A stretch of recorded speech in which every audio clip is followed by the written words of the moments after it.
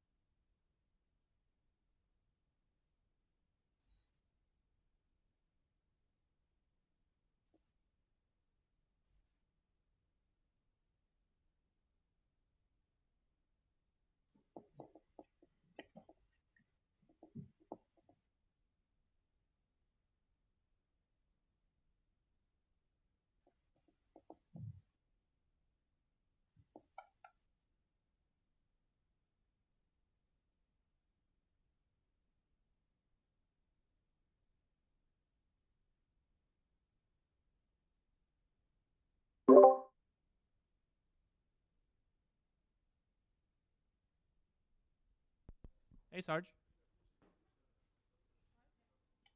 Yes, yeah, I can hear you. Oh, I can hear myself as well. So I should mute the YouTube, I guess. Right. So how do we do screen sharing? I just share it on. I'm Discord. gonna just screencast, I guess. Yep. Whoops. Let's go.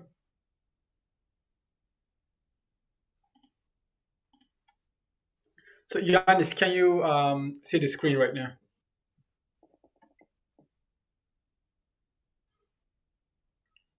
I muted YouTube, so I won't be able to hear any feedback from there.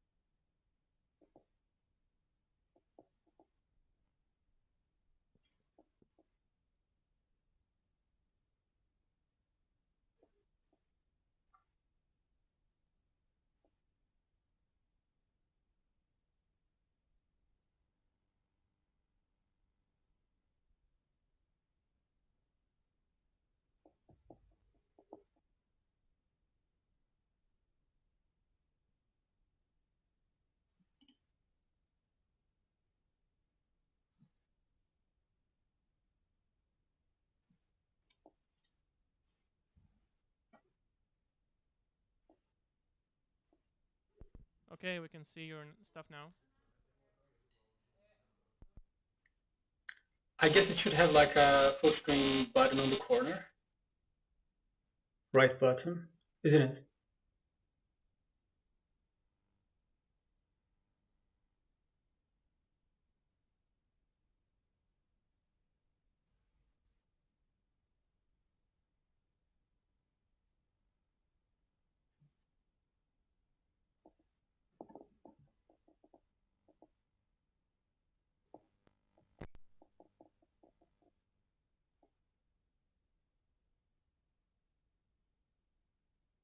Woohoo! All right.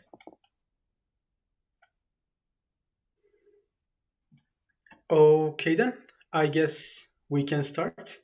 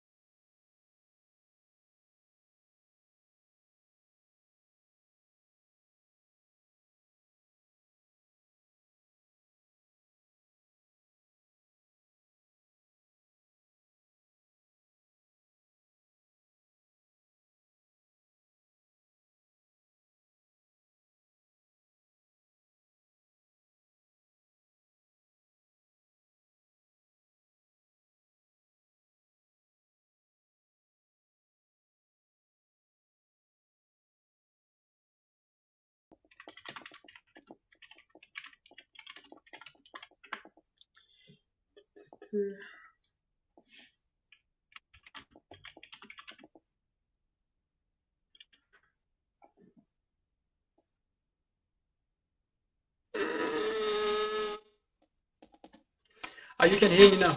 I'll just turn on YouTube as well. Oof. Okay, it's better now.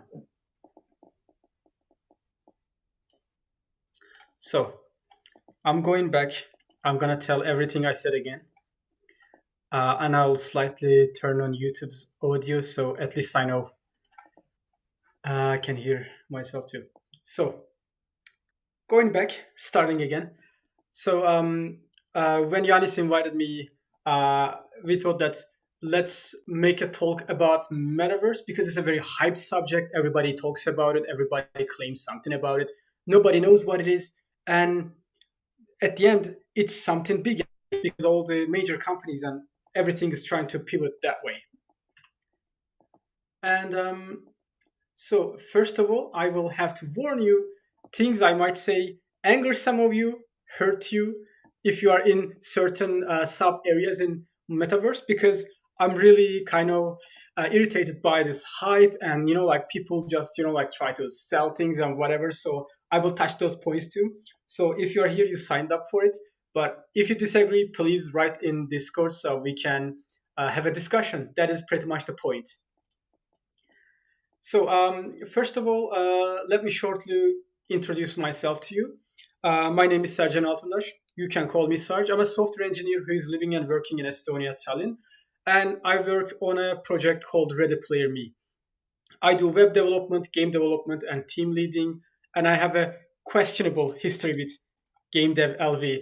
I joined lots of game jams and events in Latvia and made some shit-ass games. And when I say ass, I really literally mean it.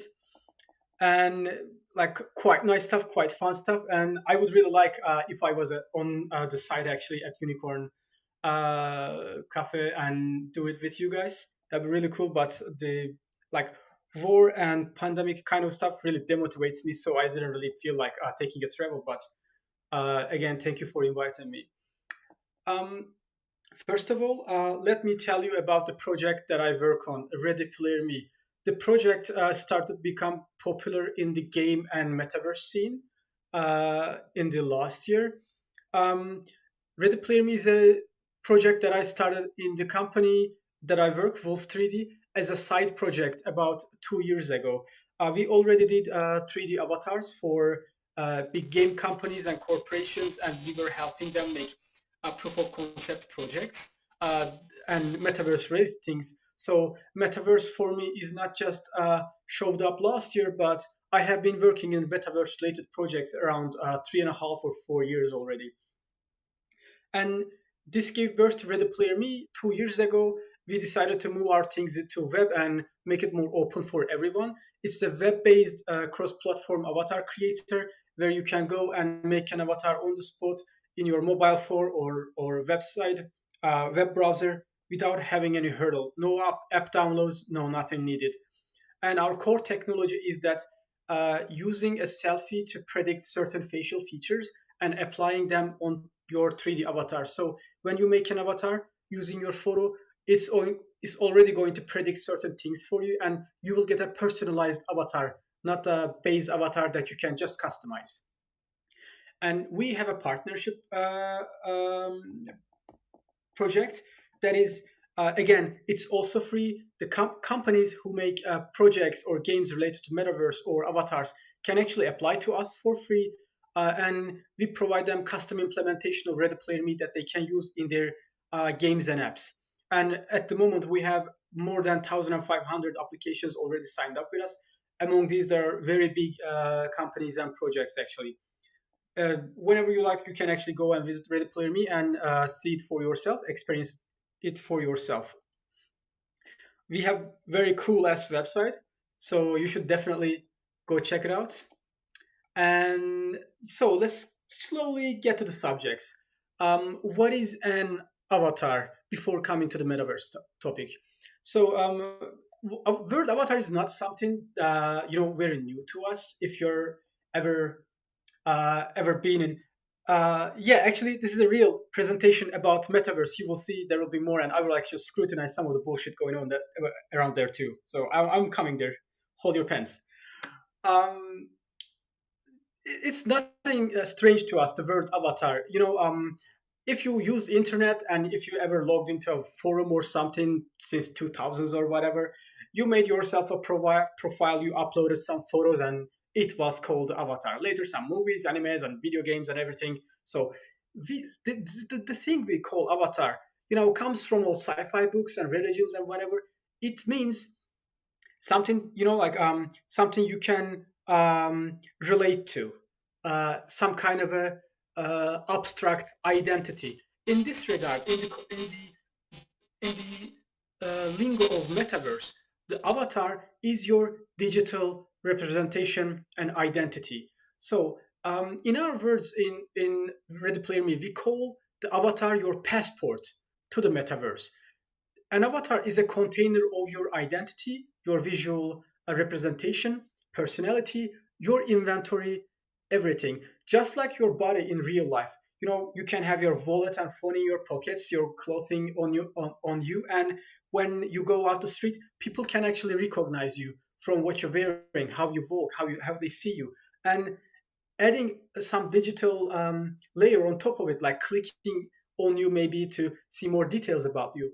Metaverse will have more depth to a personality in that regard. We will be able to see and know more about you, even knowing about you. So the first glance, first sight of some person will change in the digital world. And also, before going to what metaverse is, I really want to tell you about what metaverse is not, because again, there's so much hype, so much speculation. Everybody's trying to pocket and get you to sell their things. So this new term became some kind of a bubble again. So let's talk about this. First of all, metaverse is not the new internet. I will tell about that. It's going to be built upon the mobile internet we have already right now, but it is not, cleaning up already the infrastructure we have and building something new on top. No, that is not. Multiplayer online games are not metaverse. Online meeting platforms, I don't know, like Zoom, Google Hangout, or any, places you go with 3D models, 3D avatars, they are not metaverses. NFTs and blockchain, definitely not metaverse. VR games and apps, sadly, they are not metaverse as well. The fact is, all of these things are tiny bits of the metaverse. So none of these by itself do not define the metaverse. You will see lots of verified accounts hyping about the metaverse and things. This tweet like went fire on Twitter. I was laughing so much at it. One of the NFT dudes with, of course, verified account goes to Decentraland, actually, which is a product I like a lot. They really did a good job of creating some kind of a digital environment. You can host events and everything. Very cool place. But they're hyping it so much to sell their NFTs and create, virtual communities and stuff.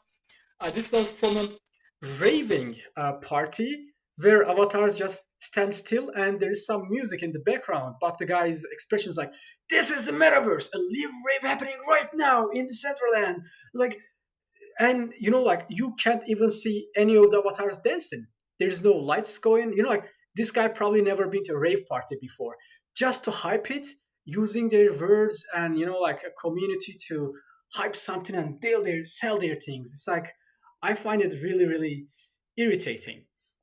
So, but then let's talk about the real metaverse, or at least how I see and how some of the industry leaders, I don't mean that I'm an industry leader, but some of the industry leaders thinks that metaverse is going to be.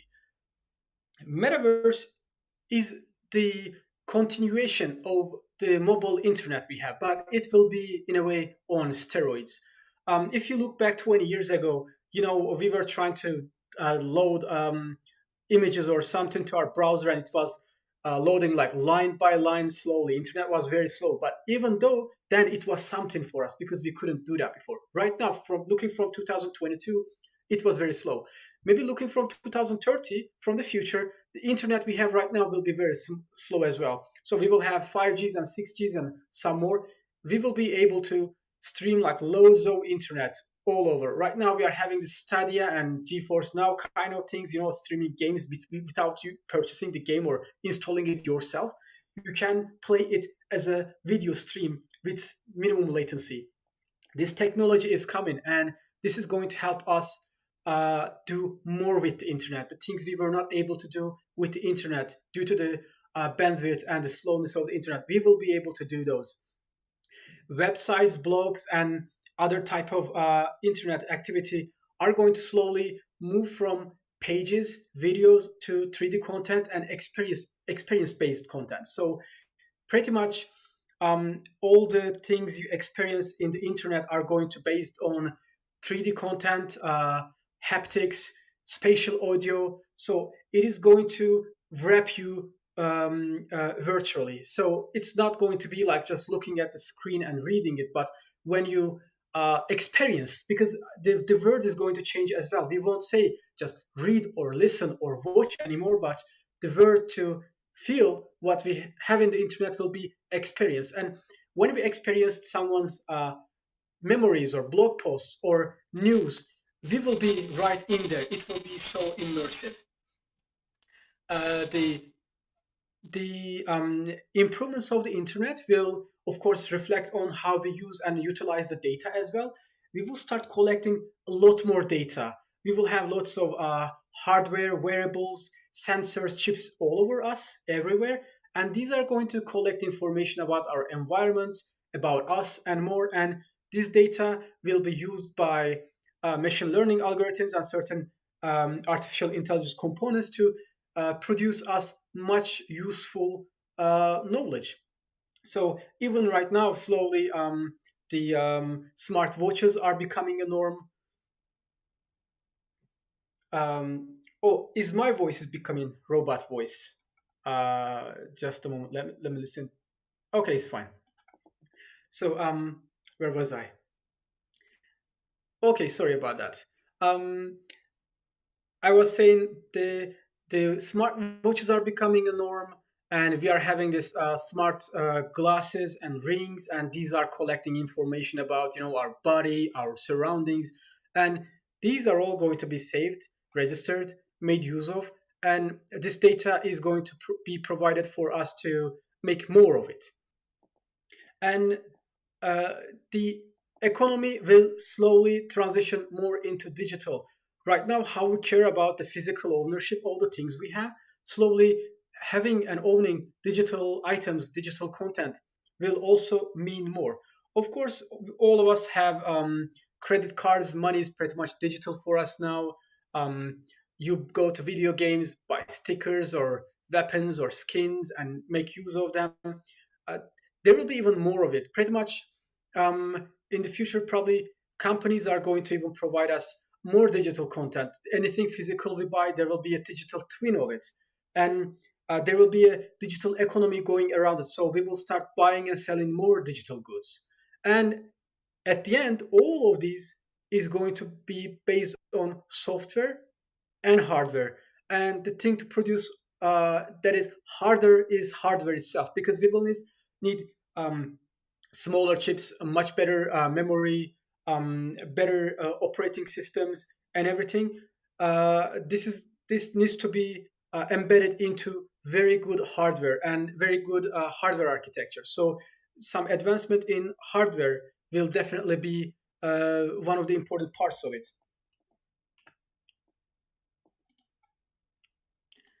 And yeah, some predictions. So maybe some of the things I told you was very superficial and theoretic, but let's try to put them into example and think about what metaverse could look like. Um, of course, it's never like you wake up and it's the future, but it slowly crawls up into today, and things change one thing at a time. Websites will start having more 3D content in it, and because previously we could even this is how it happened. Websites were just text, then images came, then animated images, then video. Now 3D is becoming something almost all the websites have in a way, just to show more fancy things in them. And 3D content will pretty much become like having video, pretty much easy to embed, easy to have. Certain plugins and 3D formats and conventions are helping a lot with that. One, we are using GLTF, and GLB is very good for that. Everything can be rendered very fast, very easy in web right now. It's not a difficult thing. Just like we have mobile first websites, the web is going to be VR and AR first. Just like I said, it is going to be more about the experience right now. The whole thing is surrounding us, not just looking at the screen and getting some information from it. Again, just like every shop has a website, every shop will have a virtual shop where we can actually visit the digital twin of this environment, see it for ourselves, and buy items like right after seeing the 3D representation of that item with haptics. Probably we will be able to touch that and see actual size of it. So this falsifying information that comes to us from the videos and images will slowly disappear, and we will have a better understanding of what we're buying. Smart glasses are going to be definitely a norm, and it is going to replace probably mobile phones, and not only mobile phones, but the displays we have for our computers as well. Once we have good enough quality smart glasses, any surface anywhere will be able to turn into a screen that we can see any information. So maybe mobile phones are going to be just processing banks and energy storages that we carry with us to provide us processing power and energy. Education, tourism, trade, sales, this kind of industries are slowly are going to move into digital world even more. Kids are going to learn things, like just just remember from yourself in the elementary school, you just listen to what teacher says about history or about, some other subjects. It's a bit up to your imagination. But given the fact that we can make it more immersive, again, in tourism and education, we will be able to unlock the potential of ours too. We will be able to learn more and feel more about what we are talking about, in a way. And when we talk about the metaverse, one of the most important things, one of the most important concepts is interoperability. Interoperability pretty much means that things, physical or digital things, being able to work together, and you can replace and move them in the same context. Um, when we build products that are metaverse ready, we will be try to build them based on certain open standards for the metaverse. Um, if you ask what open standards mean or what this means at all, I really like to give example of web browsers and how the again internet evolved. Uh, in the very first times of a web browsers, there was just a couple of them, and if you wanted to make a website, you had to choose which browser you would want it to work with. So there was like different scripting languages and certain context, so you can run your website with. So it wasn't that easy to make a website work with two different browsers. But slowly, the web standards evolved around it. They put together certain standards that every browser should follow, and the website should be built upon. Right now, it doesn't matter which browser you are using. You are almost you are able to render any website almost similarly.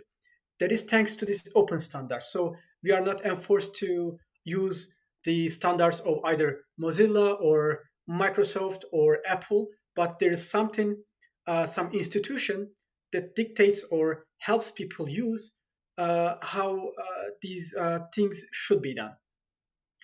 And metaverse will be like that too. The idea of being able to transfer digital goods pretty much depends on it, because not all the experiences in the metaverse will look the same or feel the same. Like the transferring items assets data between these different styles is going to be very important, because it might be your avatar, it might be your NFTs, it might be the other digital items or data you have. It should be transferable between one environment to another seamlessly, or with certain how to say intersection. Of course, this is going to be the place for open or hybrid ecosystems.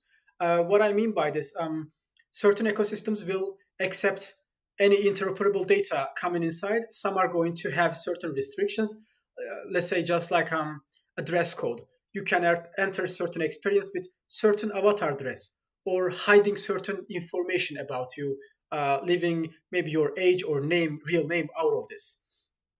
This could be for 3D items. When you move into, let's say, Minecraft's metaverse experience, your avatar will turn into a block-based, voxel-based avatar. But when you go into a more realistic style place, the same avatar with same data and same visual features are going to be there in the same style that would be represented there. Of course, this is a difficult task, and there's lots of work being done around it. In Wolf 3D, working on Ready Player Me, we are also spending time on improving things and thinking about how we can make it better for our avatars as well. You will hear lots of buzz on the internet saying that interoperability is not possible, not achievable from certain how to say, like internet famous game developers. People like you don't even know what game they develop, but they're just popular and they talk about stuff.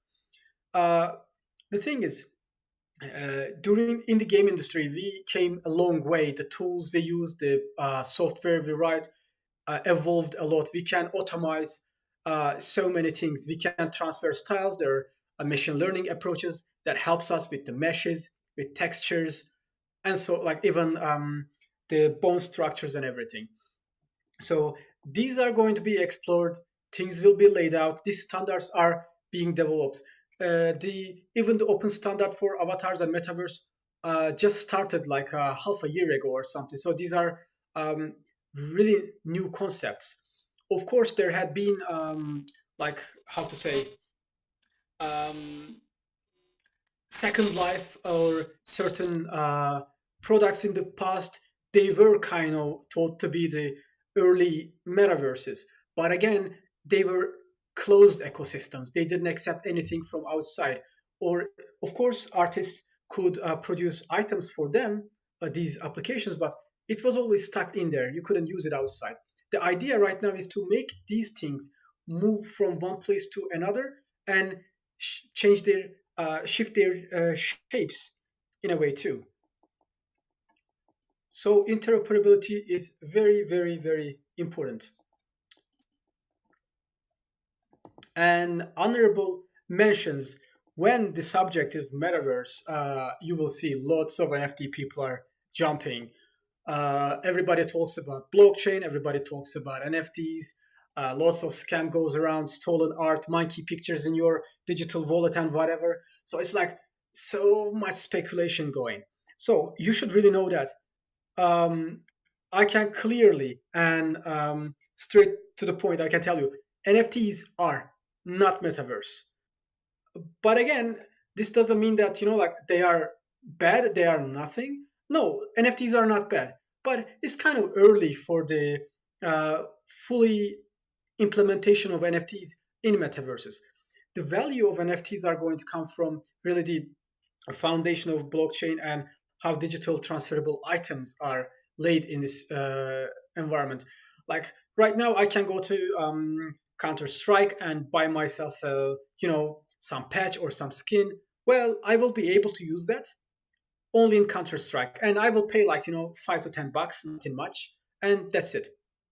The idea is with NFTs is to make this patch or texture for the weapon interoperable as an NFT. So if I purchase this NFT, which provides me a set of textures, maybe stickers or 3D models attached to it as a metadata, so I can actually use this in some other games that also accept this NFT in them. So they will have implementation of the metadata coming from it. So it is going to download this data, make use of it in the application. So I buy at one place and I can use it in multiple places. And the cool thing is, once I buy this, I can actually sell it back to someone else. So pretty much the digital item I bought starts having an actual value. It's not stuck in the Counter-Strike anymore. I can move it to some other games. And because, I've been seeing this a lot, one of the reasons people hate microtransactions as well in the games is that, you buy Call of Duty, you play the multiplayer version, you buy lots of items, but then a year or two later, a new Call of Duty comes and, everything you bought got stuck in the previous game. So with interoperability and the help of blockchain and NFTs, this is going to be solved. But again, NFTs are not going to be $100 worth of random JPEGs and images. So this is pretty much people are learning about it, people are discovering it, of course, trying to make some cash on the side. But at the end, it is going to be able to use in its real potential in a much benefiting way, and it's going to become something actually good. And before finishing, the Ready Player Me's position in the metaverse. I really consider Ready Player Me to be an avatars in metaverse to be the gate of the metaverse, because when you enter the experiences in metaverse, not just as a 3D avatar, but the data and everything you bring about you, the digital identity of you that enters the metaverse is the key to enter here. So avatars are going to be the gate, and how you like Ready Player Me will be the gate to entering the metaverse, and the avatars you make with Ready Player Me are the containers, the vessels that keeps your information in it.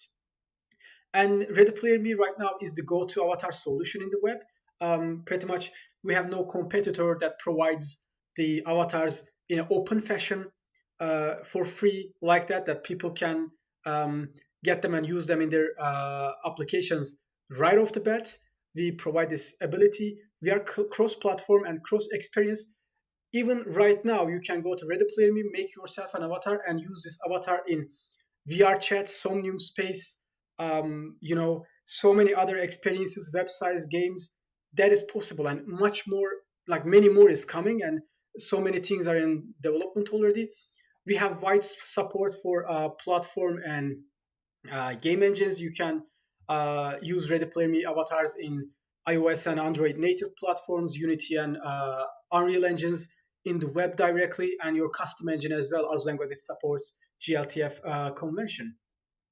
And the cool thing is, Ready Player Me avatars provide an actual utility for the NFTs. One of the latest partnerships we made was with the electronic music producer Deadmau5.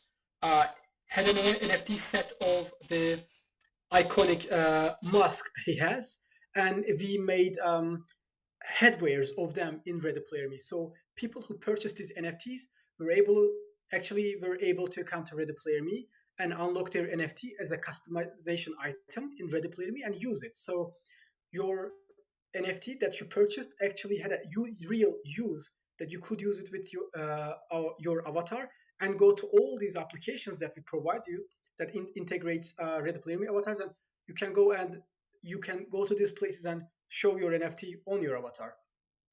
And in this way, Ready Player Me is pretty much reforming the digital identity. Of course, we are very beginning at the road. It's just new. The whole metaverse concept started becoming a hype right after Facebook changed its name.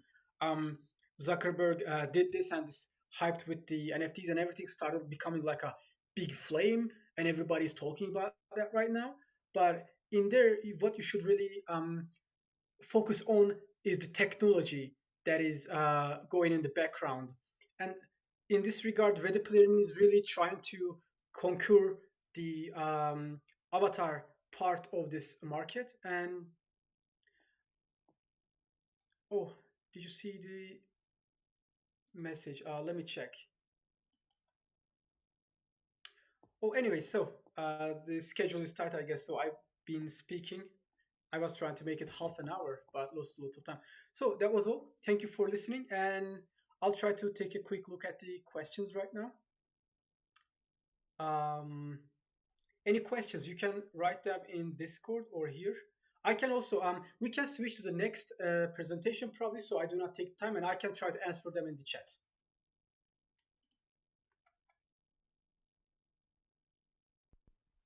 Hey, Sarge, can you hear me?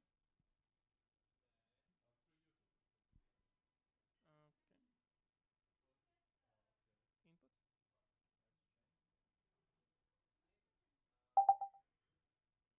Hey, Sarge, can you hear me? Yes, I do. Awesome. Okay, so let's check if we have any questions in the chat. Real quick. Let me check.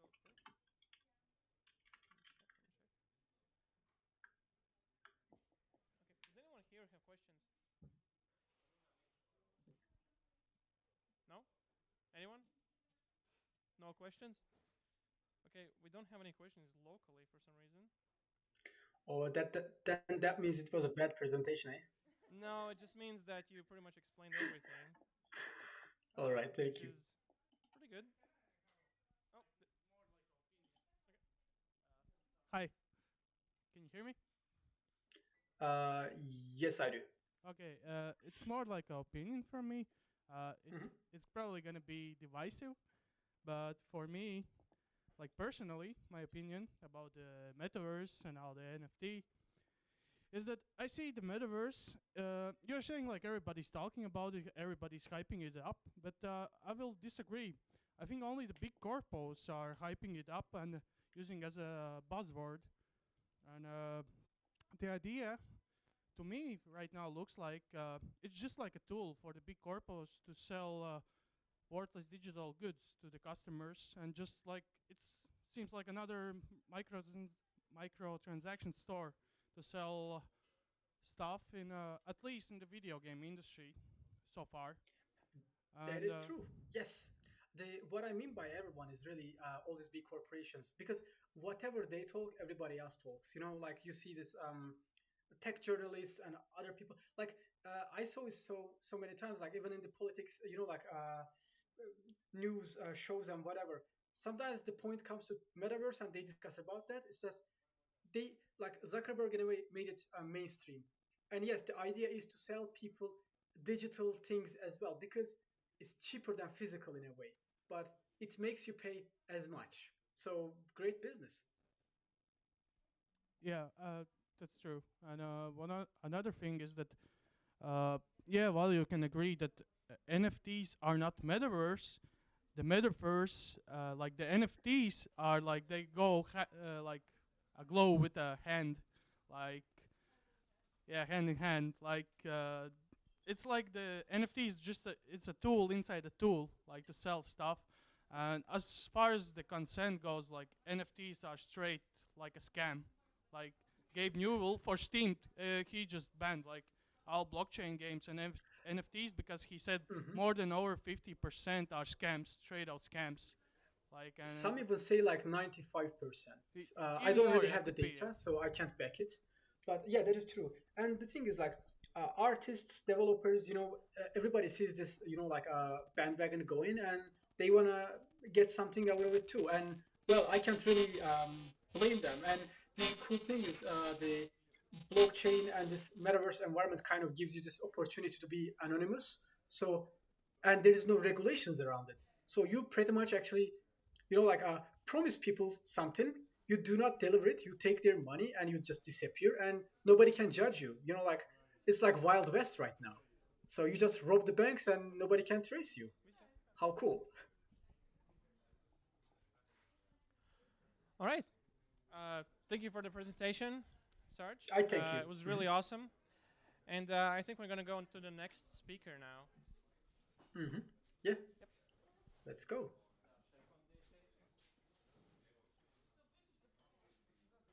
Hmm? Yeah, so now it's going to be Dāvis. He's going to talk about how to register a company. So, it's gonna so yeah, let's hear him.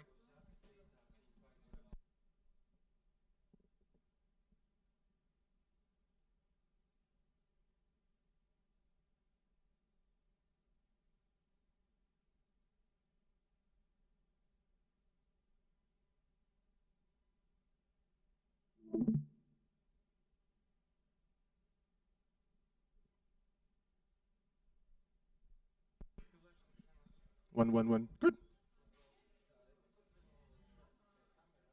Man baigi viņu vajag.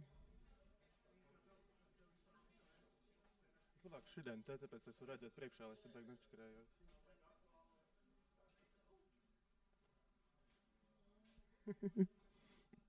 Okay, maybe let's start.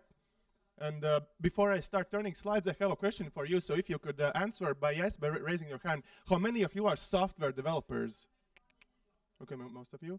How many of you are just freelancing without outside the scope of software development? Any freelancers?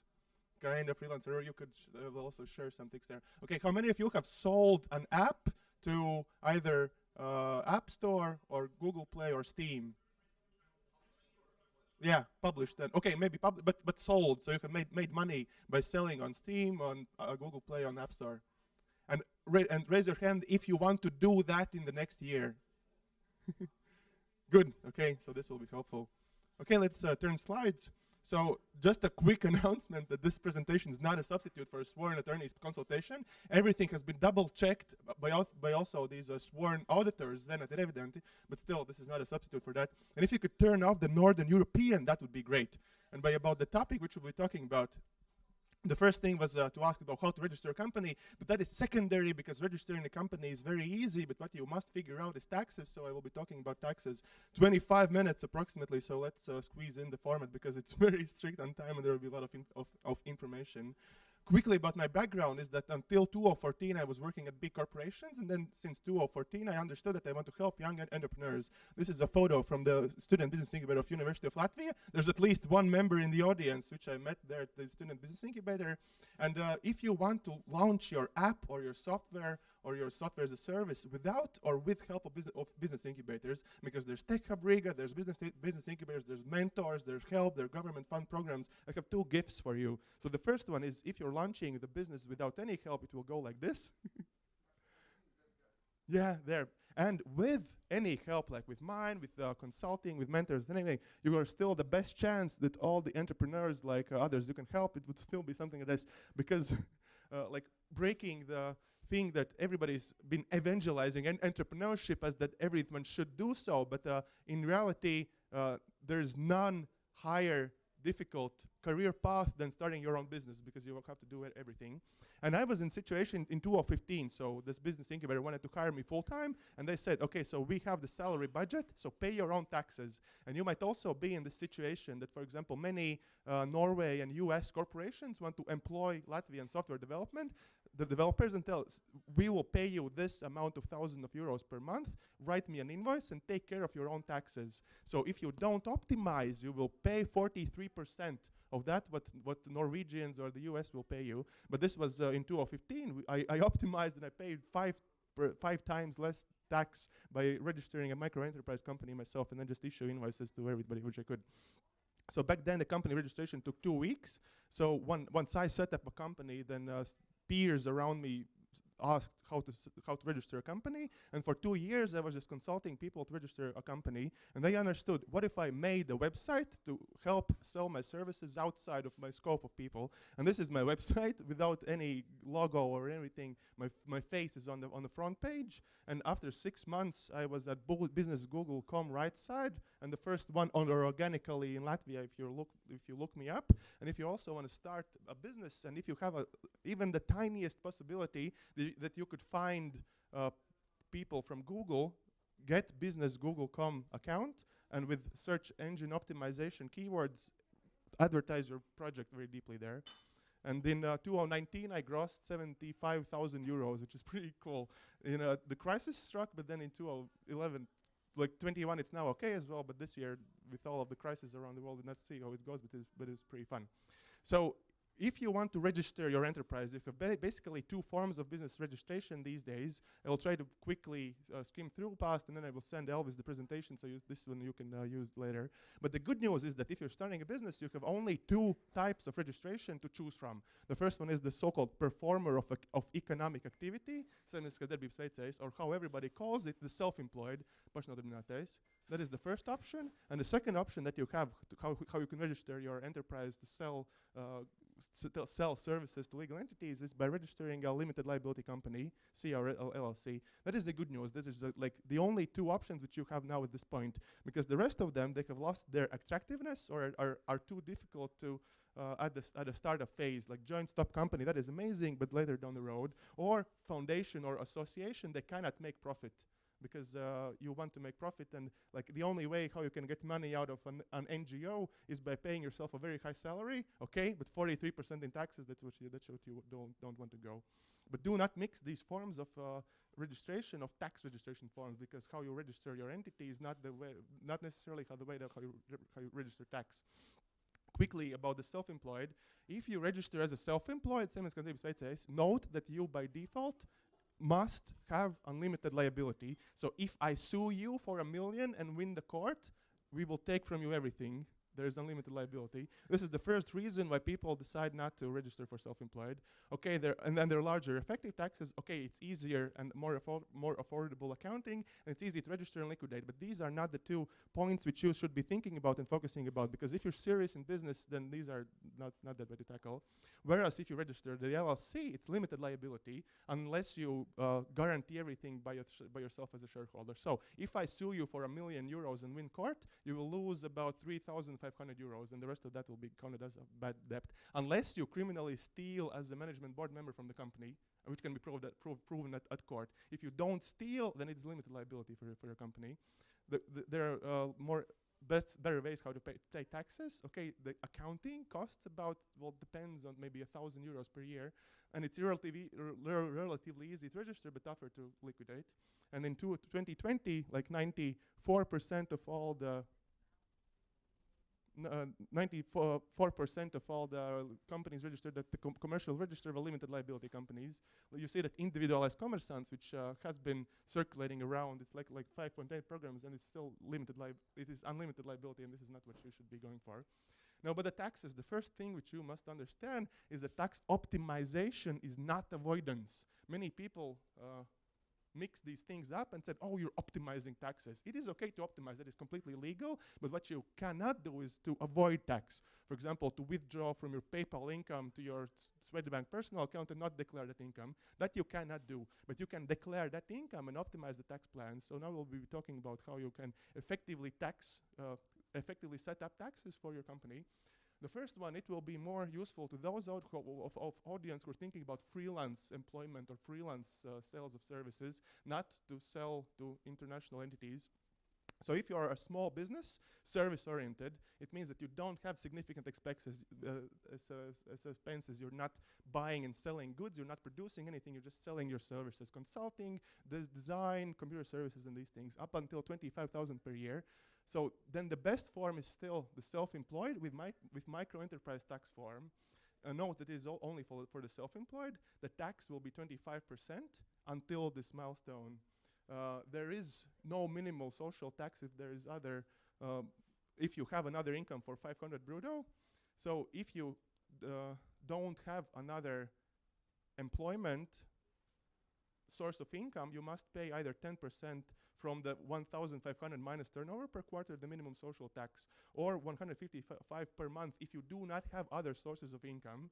But if you have a job, then you can still register the microenterprise tax form and not pay the minimum social tax. This is what the big of our small country was starting from 1st of July. We were freaking out that everybody, even if you're working a quarter full-time, means like once a week, all the employees and employers must be paid the minimum social tax, which is in microenterprise case 155 per month.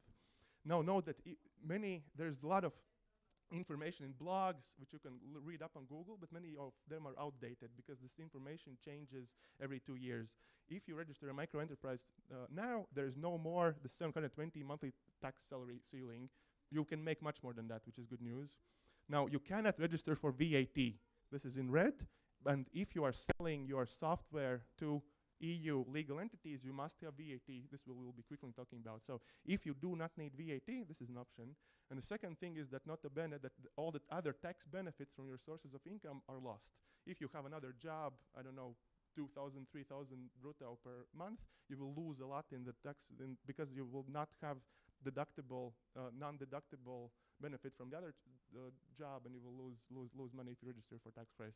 But if you're this one, if it's 25K and if it's your only freelance gig, then this is the best option. Quickly, how it runs through slides. You can read. So if until 25,000 per month, which is per year, which is about 2,800 per month. If you do not have any other sources of income, you pay the 155. In this sense, all the taxes you will pay is 32%, and it is already a quarter less than if you would be directly employed at the company and paying these 43 or 55. Yeah. Okay, sorry, because this is on my side. People in chat. Okay. Yes, because on this, if you are employed somewhere else with at least 500 brutto a month, you do not pay this minimum social tax, and then the taxes are only these 25% on the whole turnover. It's pretty straightforward and easy. Now, if you register starting this April or quarter 3 or quarter 4, then this yearly limit of 25,000, it will be proportionally reduced. Means that if you register, for example, in July, then this 25%, it will only be counted to 12,500. So it means that you cannot register in December and pay yourself whole year of salary of 25,000 with a 25% tax free. Now, note that if you do not want to be risk of being charged with tax avoidance, you must have 2 clients per year. It means that you cannot just, well, depends on how you interpret it, but you cannot just transform any form of employment to the microenterprise tax form, because if you issue invoices to your employment, you must have at least, to your employer, you must have at least two clients per year. And again, the tax benefits from other sources of income are lost. You can lose up to 200 euros per month if you register a microenterprise tax. Your tax book, no do grammating, it gets put your microenterprise, so be careful with this one. Like the normal one, the self-employed, without microenterprise tax, which you can also get VAT for if you don't want to register the company, then the quickly run through that is that the effective tax rate that you would pay is starting from 32% from profit. But the good news is that is from profit, not from the whole turnover, but it is from profit, so turnover minus expenses. The good news is that if you are just starting up and your profit is less than 500 euros per month, less than the minimum salary of government of Latvia, then the taxes will be fixed 28%. So if you're just selling your first Steam game, your first, I don't know, iPhone app, until 500 euros per month profit, then you can't do that, and your taxes will be 28%. Note that if you are just on the verge of having the profit more than the minimum salary, the taxes will be the maximum, because you have to pay social tax from the minimum of the fee which you pay from the minimum salary of Latvia. And as you get more, then the taxes decrease. Like an example here is that if you are, and like an unpaid ad, the best salary calculators are from calculator.lv. You can check out the self-employed calculators and your salary calculators. And if your income is only 500 euros, you will pay the maximum amount of tax. It is a big difference if your income is 499 or 500. But as it increases, for example, here it's 2,000 euros, then it decreases to 32% if you don't want to register your company. So the more you make, the less the tax, because this minimum social tax is fixed. Now the biggest cosmos, now it's the best tax setup for all, and those of you who do not have a limited liability company, this is the most important thing which you must take home. So the best tax setup is an LLC with 2,800 starting capital and with the articles of association which you can pay out extraordinary dividend. There is no minimum monthly salary requirement until 2,500 euros per month. You do not have to pay anyone a big, the minimum salary. And if you have another job, you can have a company and not pay the minimum social taxes. Run through that. And the corporate income tax, the net profit is 0% if you leave the money in the company. So if you have just another company where you are selling goods and you do not pay out dividends, you can leave the money in forever to leave it for further investments, or you can buy a car and the income tax is 0%. Or if you take everything out, then it's 20%. You can pay extraordinary dividends up to 4 times per year, but nota bene again that if your company pays a dividend, then it can disqualify you for certain government grant projects. There are grant programs which give you 5,000 euros, 10,000, 15,000, and then they have in the terms and conditions that the company must be less than 3 years old and never have paid dividends, which is dumb, but still, if you don't aim for that, then this is an option. So the too long didn't read, so 20% once you distribute profit. If you pay minimum salary tax, then the minimum social tax, if you pay any salary at all, then the minimum social tax is 170 euros. And in this case, I suggest that you pay 89 euros income tax and pay out the 359 net salary. And then, which is the good news for all of the millionaires, which you know that non-Western advanced country has so low tax rate for millionaires. Because if you have €1 million of net profit, if you distribute that all as dividend, the tax will be only 20%, and 800,000 euros for Latvia tax resident, it will be in your bank account after taxes. Finland is 55%, Belgium it's 60%, France it's like 45 or something like that, and everyone wants to have a tax residency in Latvia, because if you are a shareholder of a company in Latvia, you're among the most happiest tax form inhabitants in the OECD countries. So every Latvian tax resident should have a company and pay dividends. that is definitely. So if you, for example, succeed in your business and your turnover is 3,000 per month, it means that after the minimum salary, your net profit is yada yada, and you would pay only 25.5% the effective taxes on your income. And if you do not have to pay the minimum salary for the company because you're working somewhere else, this tax rate approaches 20%. This is only from net profit, which you distribute, which is the lowest which you can get. Still have some time. Now, the good news is that if you cannot wait for extraordinary dividends, you can lend money from the company to shareholder, because I have been having this many questions. Okay, so dividends normally are paid once a year. How do I get money for the company to pay all my bills and for this beer and whatever? The good news is that if you issue loans to related persons, means shareholders of companies, and the loan is issued for a period not exceeding 12 months, you do not have to pay the corporate income tax on that loan. It means that you can all the time lend money from your SIA company to a shareholder, and then once per year count that as dividends and clear it and only pay corporate income tax once per year. And the lawyers I have been working with, they have credit linis legums with themselves, so they can just pay all the money. The accountants check that the loan is not exceeding 12 months, and you can effectively pay dividends all the time, every day even. This is I will be blogging about this year in Latvian this year, but not yet because I have been very slow on writing blog articles. How it looks in your balance sheet is that yes, so īstermiņa aizdevuma akcionāriem un dalībniekiem vadībai, so short-term loans to shareholders and management, like a software developer I know. He's working with the USA. The USA pays her bills, and on the 31st of December, he had been lending himself 28,000 euros, and he will pay tax until April on that, which is the best thing which you can do. Again, there must be net profit in order for you to be able to clear the debt with dividends, because if there is no net profit, all the money which you have been paid out, it will be counted as a salary with the maximum taxes. So be very careful with that, and do not take more money out of the company than your net profit actually is. And again, if your company pays dividend, it means that you most probably cannot apply for non-strings attached grants from the European Commission. Salary taxes are the highest in these calculations and can be slightly lower in reality. Starting from 1st of July, the non-deductible minimum, if you have your tax book in your company, it will be 500 euros. It means that there will be only the social tax paid by the company. But small social taxes mean small benefits. So if you, for example, become unemployed, your unemployment benefit will be about 200 euros per month. Good luck living on that when the gas will cost 2 euros tomorrow per liter. It's now 1.94 today, news, yeah. The good news is that if you don't have a micro-enterprise tax, you can write off expenses. So you would be buying computers, advertising, office supplies, internet, IKEA furniture, everything, which you can write off as business expenses. This is how it's very, very popular for companies in Latvia just to write off everything. But you have to be able to answer the question, so why does this expense, how it relates to the commercial activity of the company? And it depends, because technically you can write off whatever. And with the good news is that with the LLC, you can invest money and not pay capital gains tax at all. So you can deter paying tax for whenever this tax rule is in order. And you pay only the same corporate income tax when you distribute dividends. And my wealthy friends, they're super happy about this. And they even buy crypto with their company.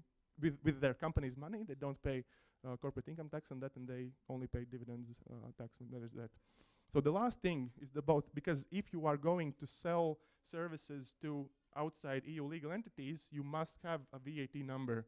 VAT, it is the most, let's say, together with excise tax, it makes 1/4 of Latvia's budget, and it's not very nicely taught in school, because I understood value-added tax only once I was 24 and I was studying at Stockholm School of Economics, and value-added tax is something crazy. So quickly, it is mandatory for your company or for your self-employed status to register for VAT if your turnover per any 12-month period is 40,000 euros, or if you purchase goods from outside EU countries, from other EU countries for 10,000 euros per year. Or the third one, which is very careful for you as software service providers, your business sells services, not goods, so it sells services to outside Latvia EU legal entities. So if you sell programming services to a Lithuanian VAT payer, you must have a VAT number, else you're not allowed to sell services. And how it looks like in reality, which is great. If you sell services intra-EU, VAT number is mandatory, but the VAT rate is 0%. And they wanted to change this in 2022, but then pandemic happened, so maybe in 2025 this will be changed. And on the invoices you add 0% reverse VAT in accordance to the directive, and both sides, they declare as if VAT has been paid or received, and you declare this at the tax office and you don't pay any VAT. And why I emphasize this, because Latvian market is very small and there's a very high chance that you will be outsourced to, well, more wealthy EU countries. And if they have an EU country VAT, you must have a VAT on your own, but the VAT rate is 0%.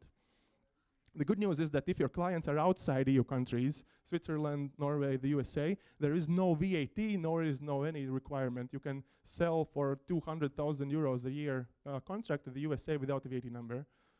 That is, yeah, and that is the good news. Like, to live in Latvia, but to have your clients from the USA or Norway, that is the sweet spot, definitely. So I advise everybody to be earning around, earning outside from money from Latvia. And if you register your VAT, it means that your VAT number, it will be valid as if you cannot discriminate clients. You will be counted as VAT anyways. So in this sense, you do not want to sell services to private individuals outside the world. So if your clients are private individuals, then every of these goods will be more expensive for them. So the last thing is, so if you're just starting up and your profit is less than 500 per month, so what to do with your software is to register as a self-employed entity without the micro enterprise tax. And you can count that if it's like this 500 euros, it is after expenses, after you buy your iPhones, MacBooks, computers, everything, it will be 28%. You register at the ADS with Gov.lv for 1 business day, and that's it. And once you reach 500 euros per month recurringly, then just register your company. But until that, no, the company is not necessary. Note that if you want to sell to Apple, to Facebook, these entities which have entities in Ireland, you must register for VAT, and that will be fun. Once you first register for VAT, that is quite a fun process.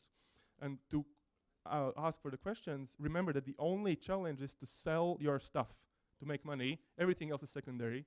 Because I have been having and working with many entrepreneurs who invest a lot in business, in lawyers, in accountants. They set everything up nicely, and they do not have enough turnover or money coming inside their business. Amen. Amen, yes. And the other, once I was hosting one entrepreneur at the University of Latvia, he told that it's very cheap to pay fines in Latvia. If you're not angry, if you just communicate with the tax office, oh, sorry, I didn't know, here's your 500 euros, and you have been making a lot more on that. There's a guy who legalized 200,000 euros from PayPal on the company, just like very, very shadowly. Maybe now it's not only possible, but these 200,000 euros on PayPal, they just appeared into existence. And everything on top of these 200K, then he started a company in Latvia. So the only hard thing is to sell your stuff, to pay taxes, to pay for my consulting, to set up a company, to pay for the accountants, to pay, I don't know, hosting or whatever services. It's very easy. But to make something that people want, that is the only challenge. Yeah, that was for me. And what questions do you have? Amit? So can you go back to your last slide? The previous one. So you're saying if you have profit and lower than 500, you pay 28%, and you say that this is the best. But if you pay dividends, then you pay only 21% tax. So why do you think this is better than that? Yeah. First is that yes, if you have a company. Okay, the first one. If you have a company which makes even €1 per month, someone needs to be employed, maybe at, I don't know, 10 euros per month salary. And if that person has another source of income, then the minimum social taxes do not have to be paid for the company. But if that is the only place where the person pays the taxes, then that must be paid. But the secondary is that starting a company, it costs money. You need to have a separate business bank account which costs money, and then the accounting costs money. In this case, tax-wise, yes, you would still pay these 24 something percent, but you would lose on all the on the upkeep of the company. Yep. Yeah. My question is like this. Let's say I'm currently working as an employee, and let's say I earn some salary, something, but at my free time I'm developing a project with some other people. Let's say I finish this project, I want to sell it on some Steam, Google Store, anyway. What would be the best solution to do this? Like I register as a self-employed, open a company, let's say I sell the stuff, I earn some, I don't know, 5,000 euros. What I need to do then, and what would be the best solution? Yep, thanks for the question. Definitely register the LLC in Latvia. Yeah, that is the best option. Like there is a discussion if you are very stably, recurringly earning less than 500 euros per month on average, then the option of self-employed entity, that is the easiest one. But if you start making more than that, then definitely do not be afraid of the company in Latvia. It is the best in taxes-wise. You can write off expenses. You can buy a company car worth 50,000 plus VAT. So Tesla with the rear-wheel drive, it makes on the money which you can put in the company, and you don't have to pay any taxes on that. And definitely, yes, because learning to optimize with your LLC takes some time. For example, you have two bank cards. One is for your card, which you have the salary and dividends, and the other is the company's card. And you are checking for expenses at the vacancy, whether you can put that expense on the company or not, because you want to spend company's money. You can also claim back VAT. You don't pay corporate income tax or any salary taxes.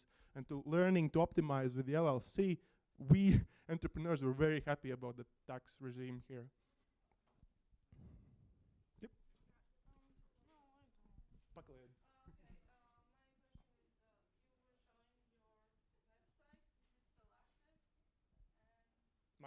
My personal? No, you were showing your website. Yeah. Is it still active? Yeah. And I don't hide. My name is Dāvis Suneps.lv. I suggest to all of you to check your surname domain names at NIT, because my surname is a car shop, and their domain expired, so I bought both my surname and the surname for my future wife. And you can just email me at name@surname.lv. Yeah, suggest it to everybody.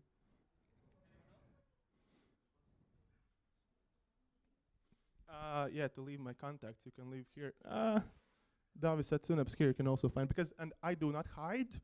I pay my taxes, and in this case it is a very sensitive niche, and also if I do not hide and people can look me up, many big clients, and I asked them at the notary, so how did you find about me? They found me on Google, they checked on Lorsoft that I pay taxes, and they decided to call me, and I'm like, okay, good. And I have helped register about 400 companies in Latvia, something like that right now. Yeah, this is pretty fun. Like taking some money off of lawyers and yeah, you do not need to pay to a sworn attorney to register a company in Latvia. Okay, maybe one last question, then we can.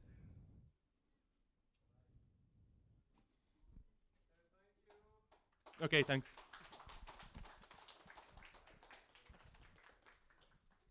Okay, thanks.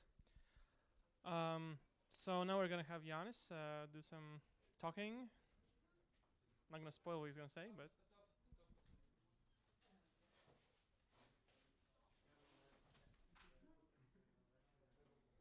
Yes, hi, thanks. I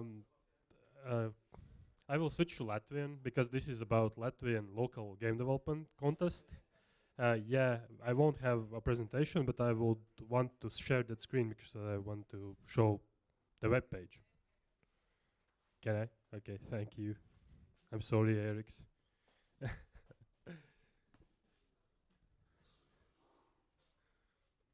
Yeah.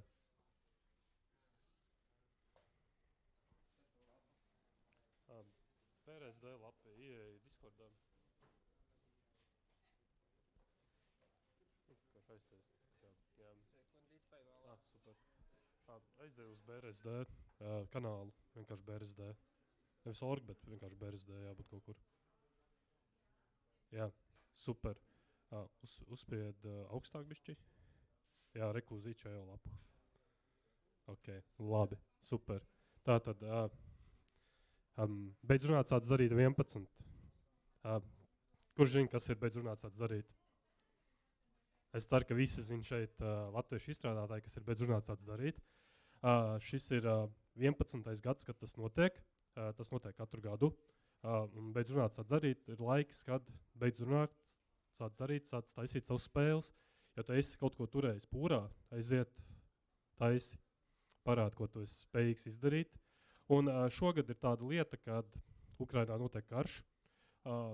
mēs Latvijā pa laimi varam teikt karš, jo tas ir karš, tas ir liels ļaunums, kas tur tad notiek, un tāpēc es kā beidzunāt sāc darīt organizators ieteicu Latvijas spēļu izstrādātāju asociācijai ziedot visas balvas, teiksim, ziedot LV palīdzēsim Ukrainai, un tātad šogad balvas nebūs, vismaz monetāras balvas nebūs, bet viss pārējais konkurss saglabājās, kā vienmēr būs gan žūrī, kas novērtēs jūsu spēles, būs arī publikas balvas. Un publikas balvas būs tā, ka mēs aicinām visus cilvēkus ziedot jūsu izvēlētai labdarībai, un ir pieejama Google forma, mazliet samāk. Jā, super. Jā, rekur Google forma ir pieejama. Jūs šajā Google formā vienkārši reģistrēsiet, ka jūs esat noziedojis kaut kur, vai tas ir kaut kāds screenshots vai payments, ko esat izdarījis, vienkārši atsūtīsiet. Tur nav jābūt jūsu detaļām, tur ir jābūt galvenais tikai datumam un cik jūs esat noziedojuši. Un tad jūs tiksiet pie tiesībām balsot par spēlēm. Jā, jautājums. Nē, tam ziedojumam jāsākās ar šodienas datumu, jo mums mērķis ir aicināt cilvēkus ziedot vēl. Jā. Un arī mēs nebūsim kā starpnieki, tas iemesls, kāpēc mēs gribam, lai jūs pataisno ziedojat, jo Ukrainai vajag palīdzību tagad. Viņiem nederēs, ka Elsijā savāks visu naudu, pēc mēneša mēs tur kaut kur aizskaitīsim. Tāpēc tieši ir šāda schēma izdomāta, ka jūs samaksājat pataisno, atsūtāt kaut kādu pierādījumu, ka jūs esat samaksājis, es tur baigi nepārbaudīšu, tur neiešu cauri, es jums uzticēšos, atsūtīsiet savu itch.io niku, un es jums pielikšu tiesības, ka jūs drīkstat balsot par BRSD iesniegtiem spēlēm. Jā, un īstenībā, viena lieta, apbalvošana būs arī uz vietas, apbalvošana būs TechChill ietvaros. Mēs pirmo reizi sadarbojamies ar TechChill, tas būs 27. aprīlī, 0. dienā, Fantodromā ir tāda vieta Rīgā. Ja neesat bijuši, es pats arī īstenībā neesmu bijis, un es reāli gribu redzēt, kā tur viss iztīsies. Pagaidām izstāst, maksimāli 60 cilvēki būs. Mums pirms apbalvošanas būs vēl diskusija panelis, pagaidām mēs domājam par tēmu tā tēma sanāk būs no GameDev hobija līdz biznesam. Mēs gribam savest bišķiņu kopā arī startup tā kā to kultūru kopā ar spēļu izstrādes kultūru TechChill ietvaros. Un apbalvošana būs, balvas būs, bet tās būs vairāk kā simbolisks. Vai tie būs kausi, medaļas, varbūt diplomi. Pie tā es vēl strādāju. Man nesanāca baigi iestrādāties. Backgroundā es vēl esmu uzrunājis, teiksim, tādas pašas kompānijas kā pagājušajā gadā Estutī bija. Viņi piešķīra mobilajai spēlē speciālo balvu, palīdzību ar mārketingu. Un, ja nemaldos, 500 eiro bija mārketinga izdevumiem. Es esmu uzrakstījis Estutī, es gaidu atbildi. Redzēsim, vai viņš šogad mūs atbalstīs vai nē. Es vēl šur tur esmu uzrakstījis gaidu atbildi, bet lai vai kā jums pieder kaut kāda firma vai kā, jūs kaut kādā veidā gribat atbalstīt spēļu izstrādātājus, droši rakstiet uz info@GameDev.lv, sarunāsim, sponsorship opportunity pa lielam, un droši iesaistieties, bet runāt sāc darīt konkursā. Un, jā, un pa spēlēm runājot, var iesniegt spēles, par kurām jūs neesat runājuši kopš pagājušā gada maija 3. ja es nemaldos. Bet publicēta spēle, tas ir kaut kur ielikt kaut kādā platformā, kur cilvēki jau var spēlēt, nedrīkst būt tā kā pirms šodienas. Tā kā tagad ir 8, izņemot Global Game Jam 2022, ko šogad vadījumā dara. Jā, tā tad, iesniedzat spēles, piemēram, es nevaru sagaidīt, es gribu redzēt, ko jūs uztaisīsiet. Mans aicinājums būtu varbūt arī iekļaut kādas Ukrainas krāsas vai kaut kādu simboliku, bet tas nav obligāti, tas vairāk tāpēc, kad, tas ir jāatcerās par šo, teiksim, labi, konkursu nosaukums ir beidz runāt tāds darīt, bet par to kāru, kas notiek Ukrainā, par to ir jārunā, un jārunā ir daudz. Un spēles ir kaut kāds tāds ļoti spēcīgs mēdījis. Ja jūs tajā iekļausiet šo notiekušo, daudz cilvēki potenciāli to spēlēs, izjutīs, izies tam cauri, līdz ar to darat. Un jā, paldies jums. Ja jums ir kādi jautājumi, droši jautājiet man. Es centīšos atbildēt. Jā.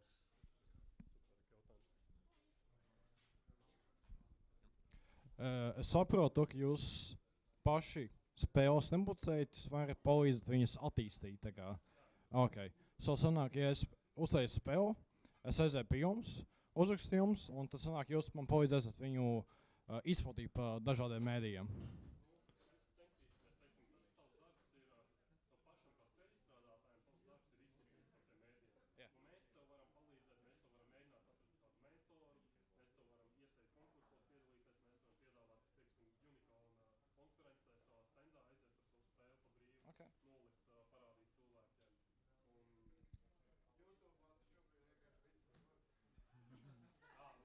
Arī pūli. Jā, tātad mēs varam vēl palīdzēt tev, piemēram, licences atmaksām, tu Steamā ieliec spēli, tu uzrakstīji, hei, rekur 100 eiro iztērēji, es esmu latviešu spēļu izstrādātājs. Un tad, jā, tev ir jābūt, protams, asociācijai, kā biedram, un tad valdes, atkal, valdes locekļi šeit ir uz vietas, viņi izskatīs valdē un tev atmaksās tavus 100 eiro, kā piemēram. Tu arī vari lūgt kaut kādu palīdzību, teiksim, tev vajag softu nopirkt, kas tev ir ļoti vitāls tavai spēļu izstrādēji, un tad arī to izskatīs valdes sēdē attiecīgi. Un, jā. Es šogad neesmu vairs valdē, es biju pagājuši gadu, bet jā, tu droši arī visus jautājumus raksti uz info@GameDev.lv, ka mums ir Laura, valdes priekšsēdētāja šeit, viņai var pajautāt. Tā kā, mēs cenšamies atbalstīt Latvijas spēļu izstrādātājus, kā vien varam. Jā, paldies. Jo, tagad ir, gan jau kādi cilvēki šeit ir dzirdējuši par to, ka Unity Asset Store šobrīd ir viens bundles viens, kur viņi apsolījuši, ka visi naudu, ko tu ieliec tur, viņi aiziet ziedojumos. Es tā kā pirms tam nopirku jau viņu, bet, teiksim, kādi cilvēki šeit gribētu izmantot to kā ziedojumu formu priekš BRSD, viņi to var izdarīt?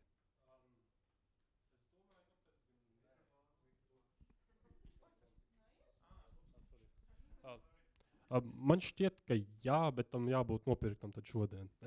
No šodienas līdz beigām attiecīgi. Jā. Kāpēc gan nē? Man šķiet, jebkurš veids, jebkurš eiro, jebkādā veidā palīdz. Līdz ar to tas, es domāju, arī skaitās. Jā. Vēl kādi jautājumi varbūt? Ne? Jā.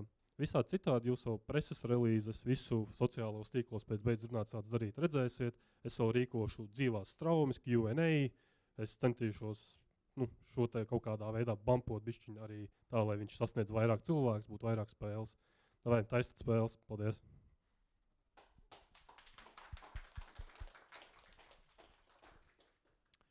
Okay, and tagad, English? So Laura is going to come over and she's going to do some announcements.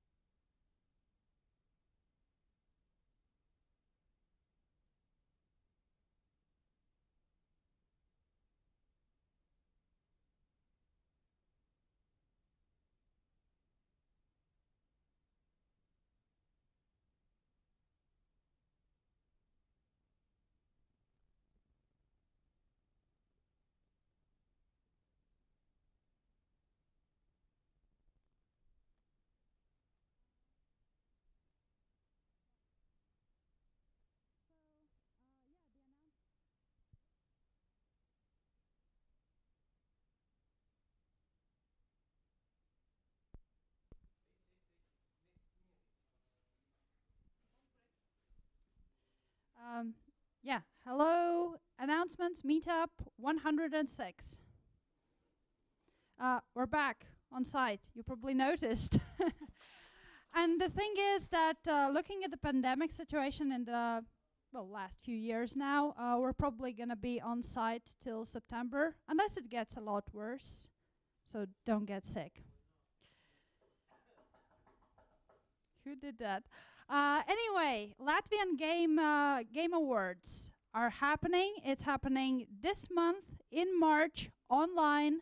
There's going to be a YouTube stream, a Twitch stream, 30th of March. I hope that you will tune in. Also, I mean, Jans already told you everything. Just wink, wink. Go there, do your games, and yeah. Another thing is for the members of our association. So we're having a meeting, a members meeting on 21st of March. It would be good that we would get more than half of our members. Just saying. Yeah, and just a notice that also our association is for helping Ukraine situation, and some of you might be able to donate, and hey, then you can also vote in the BRSD. And some of you maybe don't really want to donate but want to do something else. And actually, the owner of our Latvian biggest board games company is also the founder of an organization called I Want to Help the Refugees, or Gribu palīdzēt bēgļiem, which is amazing that we have such people in Latvia. And there are tons of options for you how you can help. Some of you have housing, some of you have transportation, so many options. Some of you maybe can offer a job, or who knows. I just wanted to give you out a shout out. So yeah, and that's it. See you next month on site, unless it gets worse.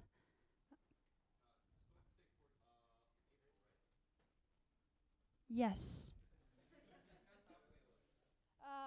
The next meetup is in April. There's a mistake here.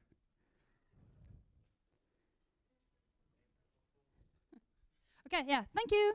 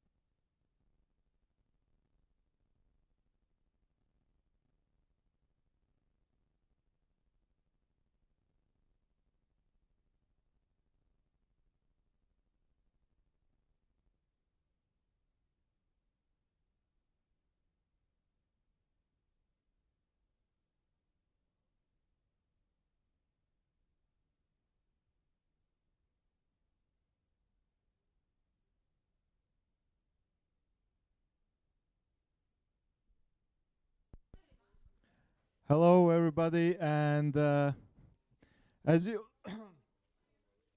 not COVID, beer, but okay. So as you remember, we had the tradition before COVID, and oh, yeah.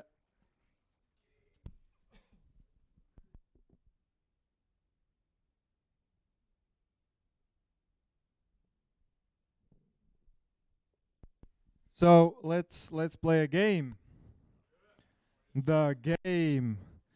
So the rules are as usual. I will show you some pictures. You combine them and guess the game. The winner gets a free drink. So let's start with the first one. 3, 2, 1, go.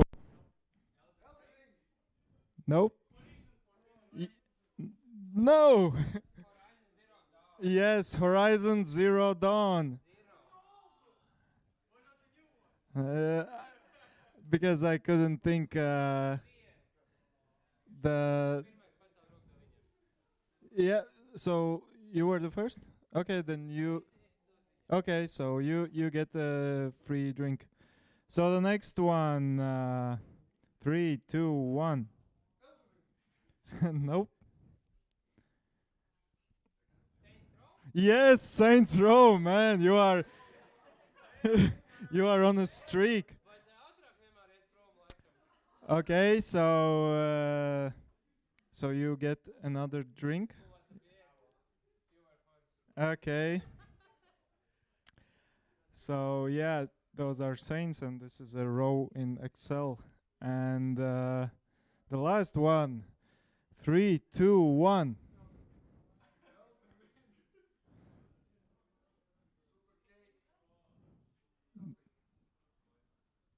No. No.